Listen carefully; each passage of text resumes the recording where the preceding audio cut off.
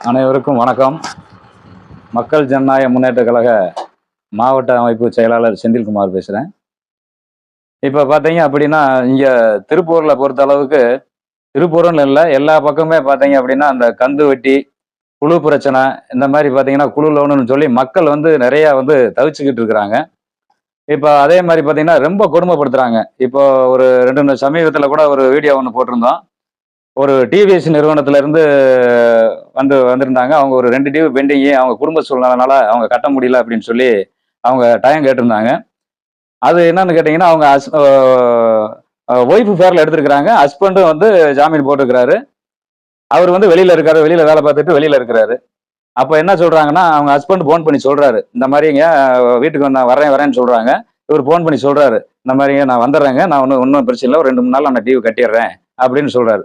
அப்ப அந்த நிறுவனத்துல வந்து செயல்படக்கூடிய அந்த ஊழியர்கள் என்ன பண்றாங்க அப்படின்னா, இந்த நீங்க வந்து கட்டியே ஆகணும், இல்ல அப்படின்னா எனக்கு வண்டியை காமிங்க அப்படின்னு சொல்லி அவங்க ஹஸ்பண்ட் சொல்றத கூட ஏற்க மாட்டுறாங்க. ஏன்னு கேட்டீங்கன்னா, அந்த பொண்ணு அவங்க அந்த அந்த பெண்கள் பேர்ல தான் வாங்கியிருக்காங்க. அவங்க தான் பதில் சொல்லணும்னு வீட்டுல முன்னாடி போய் அமர்ந்திருக்கிறாங்க ஒரு 2-3 மணி நேரமா.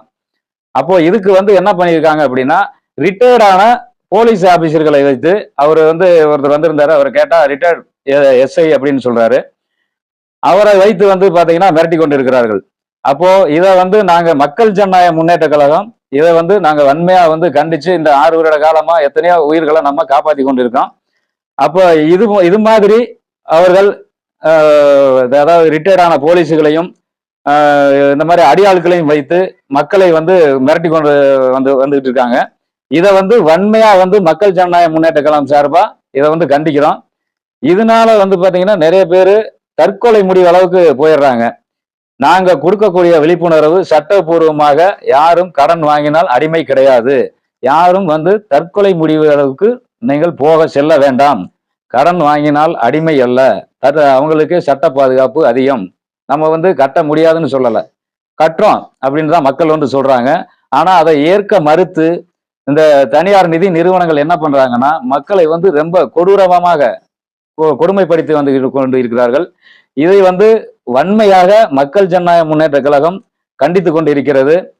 இன்னும் வந்து மக்களுக்கு வந்து நிறைய உதவி செய்ய மக்கள் ஜனநாயக முன்னேற்றத்துக்கு சென்று கொண்டு இருக்கிறோம்.